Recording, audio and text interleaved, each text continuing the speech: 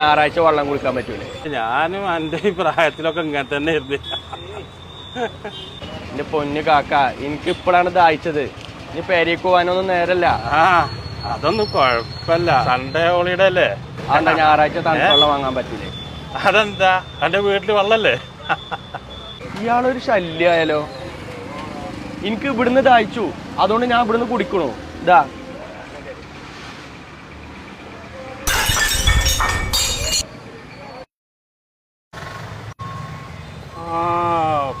പൊട്ടുന്ന കുപ്പിയൊക്കെ ആണല്ലോ, പുരോഗമനായി. ആ മാട്ടക്കുപ്പിയൊക്കെ ഒഴിവാക്കിയല്ലേ.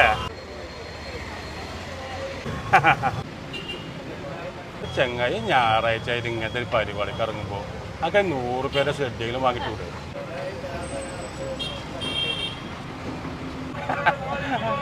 മിച്ചറെന്തേലും വേണോ?